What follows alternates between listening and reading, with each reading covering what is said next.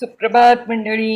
मी निलिमा पटवर्धन आणि आपण सध्या वाचत आहोत श्रमिकांच्या अनोख्या जगात हे श्री विवेक पटवर्धन लिखित त्यांचं पुस्तक. कालच्या पुढे सुरू करते.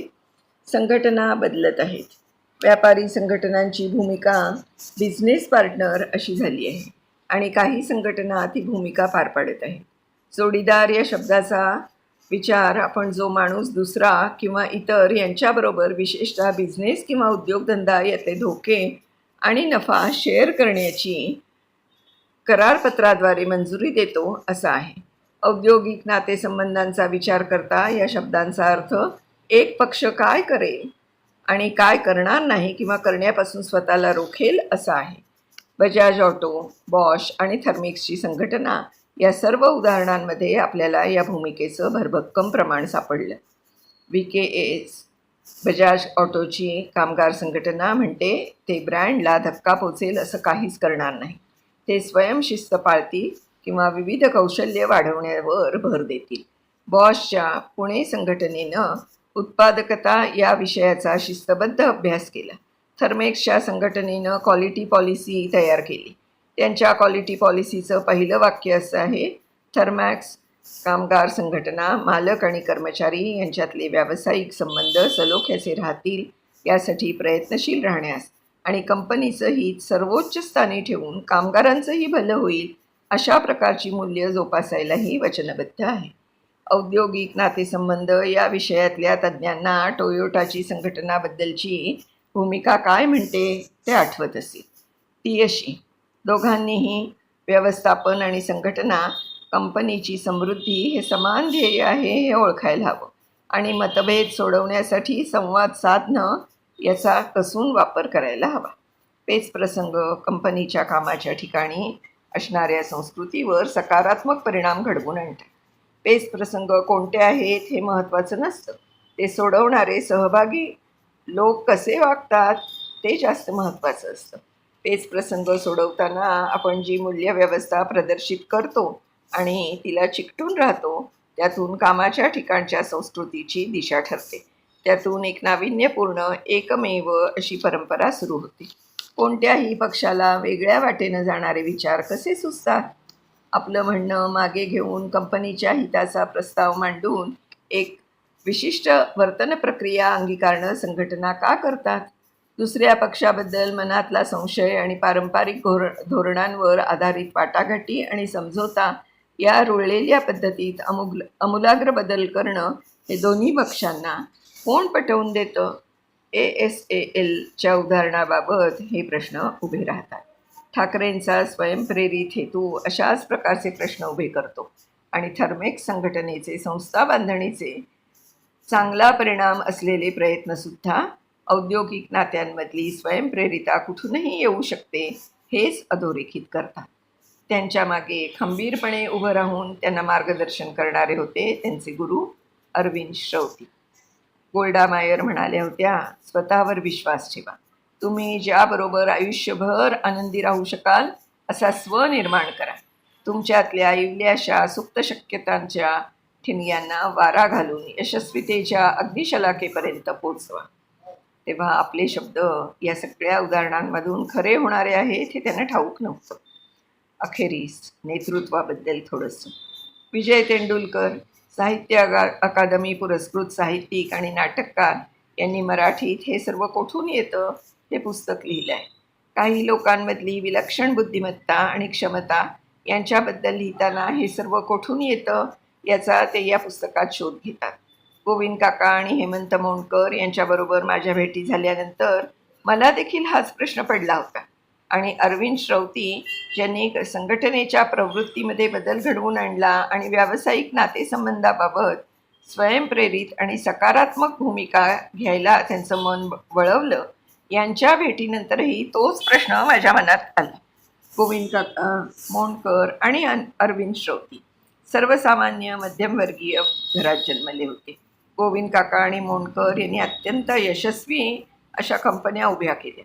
अरविंद श्रौती यांची संस्था ऑप्शन पॉझिटिव्ह ही पुण्यातल्या औद्योगिक जगातल्या नात्यांच्या विश्वात निसंशयपणे प्रभावी संस्था आहे. त्याहीपेक्षा महत्त्वाचं म्हणजे ही सगळी अत्यंत विश्वासू व्यक्तिमत्व आहे, जी आपल्या चुका मान्य करायला तयार असतात आणि इतरांच्या योगदानाचं कौतुक करायलाही तयार असतात. त्यांनी आर्थिक पातळीवर यशस्वी असलेले उद्योगधंदे उभे केले. ही बाब त्यांनी उभे केलेले उद्योगधंदे विश्वास आणि निपक्षपातीपणानं कसे चालवले यांच्या तुलनेत कमी महत्त्वाची ठरते. गोविंद काका कौशल्यांसाठी वेतन देतात आणि तात्पुरता आणि कायमस्वरूपी कामगारांमध्ये भेदभाव करत नाही. ते बाजारपेठेपेक्षाही त्यांना जरा जास्तच वेतन देतात. कामगार महिन्याला 1,00,000पर्यंत कमाई करू शकतात. यापेक्षाही महत्त्वाचं म्हणजे ते या सगळ्यांशी भावबंध जोडून आहे. कोणत्याही कर्मचाऱ्याला त्यांच्यापर्यंत सहज पोचता येतं आणि त्यांचे प्रश्न गोविंद काका ऐकायला तयार असतात. मोंडकर यांचीही अशीच पद्धत आहे, मात्र ती त्यांची स्वतंत्र पद्धत आहे. हायटेक इंजिनियर्स या कंपनीत बिझनेस डेटा सर्व कर्मचाऱ्यांना उपलब्ध असतो आणि मूल्यवर्धित कामाचे महिन्याला किती पैसे मिळणार याचा हिशेब ते स्वतः करतात. त्यांनाही उत्तम प्रशिक्षण दिलेलं असतं. इतर कंपन्यांमध्ये त्यांच्यासारखं काम करणाऱ्यांपेक्षा त्यांना उत्तम कमाई होते आणि ते सेवा आणि उत्पादनं यांचा दर्जा वाढावा यासाठी सतत सहभागी असतात. हायटेक इंजिनियर्सची कार्यसंस्कृती कर्मचाऱ्यांनी मोंडकर यांच्याबरोबर काम करावं यासाठी प्रोत्साहन देते. अरविंद श्रौती यांचं सकारात्मक धोरण आणि कामगारांच्या प्रश्नांबाबत इतर कर्मचाऱ्यांशी चर्चा करण्यातला खुलेपणा यामुळे तिथे विश्वास आणि श्रद्धा असलेलं वातावरण तयार झालं आहे. ASALला ब्लँक चेक देण्यापर्यंतच्या घटनेमागचे ते शिल्पकार होते. त्यांच्या या कृतींचा प्रभाव इतका असल्यानं चाकणच्या संघटनेनं, जिथं श्रौती सल्लागार नव्हते, भोसरी कारखान्याच्या संघटनेच्या पावलावर पाऊल टाकलं. तुम्ही पेराल तसं उगवतं. संस्था उभारणं सोपं नाही. वरवर पाहता ते सोपं असल्याचा भास होऊ शकतो. त्यात अनेक आव्हानं आहेत. वैशिष्ट्यपूर्ण आदर्श मॉडेल आणि पद्धती असलेली एक कंपनी उभी करताना दोन्ही पक्ष एका माहिती नसलेल्या प्रदेशातून वाट तुडवत असतात. गोविंद काकांनी आपल्या व्यवसाय केवळ आपल्या धारणा आणि मूल्य यांच्या जोरावर सुरू केला, तेव्हा त्यांनी व्यवसायाच्या प्रचलित पद्धती आणि कर्मचाऱ्यांना वेतन देण्याच्या पद्धतींपासून पूर्ण फारकत घेतली. मोंडकर यांनी लीन मॅन्युफॅक्चरिंग सिस्टीम अंमलात आणली आणि तेव्हा त्यांनी चेंज मॅनेजमेंटमधलं बदलाचं आव्हान सर्वोच्च पातळीवर पेललं. एरवी उत्तम चाललेली कंपनी संपू शकण्याचा धोकाही पत्करला. गोविंद काका आणि मोंडकर लोकांवर प्रभाव पाडूनच यशस्वी झाले. या प्रक्रियेत वैयक्तिक उन्नतीचीही त्यांना जाणीव झाली. वेळोवेळी चिंतन मनन करून चोख मूल्यव्यवस्था विकसित करायची गरजही कळली. त्यांच्याशी बोलताना हे साहजिकपणे लक्षात येतं. श्रोतींचं उदाहरण यापेक्षा वेगळं नाही. असे व्यवसाय आगळ्या वेगळ्या नेतृत्वावरच उभे राहतात, कारण ते 2 शक्तींवर चालतात.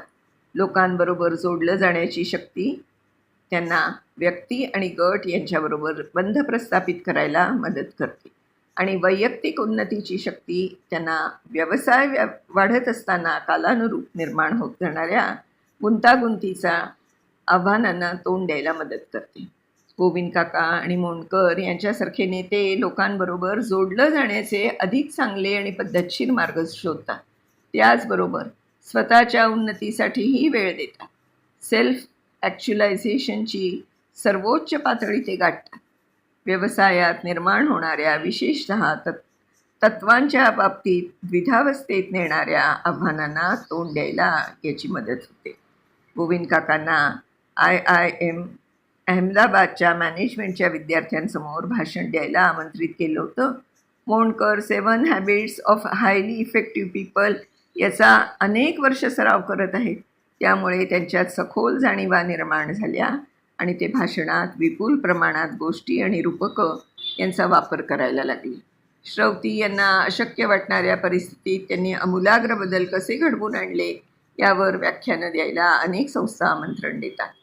गोविंद काका, मोंडकर आणि श्रौती या तिघांनीही जोडलं जाण्याची शक्ती आणि सेल्फ ॲक्च्युलायझेशनची शक्ती याचा वापर आपली संस्था उभारण्यात केला. नेतृत्वाचं याहून उत्कृष्ट आदर्श उदाहरण असूच शकत नाही. मंडळी, इथे विभाग 3 संपला आहे. विभाग चौथा हा आता आपण सुरू करतोय. बिल हेवूडचं कोड. बिल हेवूडचं वाक्य. ते सोन्याचे रानटी सम्राट. त्यांनी सोनं शोधलं नाही, त्यांनी सोन्याच्या खाणीत काम केलं नाही, त्यांनी सोनं शुद्ध करण्यात भाग घेतला नाही, पण कोणत्या तरी विचित्र किमयेनं सगळं सोनं त्यांच्या मालकीचं झालं. दिवसेंदिवस आजच्या काळात खरं होताना समोर दिसत आहे. गरीब आणि श्रीमंत यांच्यात वाढत जाणाऱ्या दरीच्या कृपेनं हे होत आहे. दारिद्र्य रेषेखाली किंवा त्या रेषेच्या आसपास असणाऱ्या लोकांचं दुःख जगासमोर कधीच प्रभावीपणे मांडलं जात नाही. यासाठी अशा लोकांच्या मुलाखती ही सर्वोत्कृष्ट पद्धत आहे असं मला वाटतं. त्यामुळे मी या लोकांच्या मुलाखतींचं व्हिडिओ रेकॉर्डिंग केलं आणि त्याबद्दल माझ्या ब्लॉगवरही लिहिलं. एकूण परिस्थितीने खेदजनक आहे. मी काही कंपन्यांच्या मॅनेजरना त्यांच्याकडे HR ची धोरणं तयार केलेली आहेत का हा प्रश्न विचारला, तेव्हा त्यावर त्यांचं उत्तर होकारार्थी होतं. त्यानंतर त्यांच्या कंपनीनं IR म्हणजे इंडस्ट्रियल रिलेशन तयार केलेली आहेत का असा प्रश्न मी विचारला, तेव्हा नकार मिळाला. त्यानंतर GIR धोरणं कंपनीत राबवली जातात ती सगळ्यांना समजलेली आहेत का या माझ्या प्रश्नालाही नकार घंटाच मिळाली. ही परिस्थिती काय सांगते? महत्त्वाच्या न वाटणाऱ्या बाबींसाठी धोरणं ठरवली जात नाहीत. एकूण खेदजनक परिस्थिती नवउदारमतवादी म्हणजे निओलिबरल आर्थिक धोरणांचा परिणाम आहे का हे अर्थतज्ञ ठरवतील.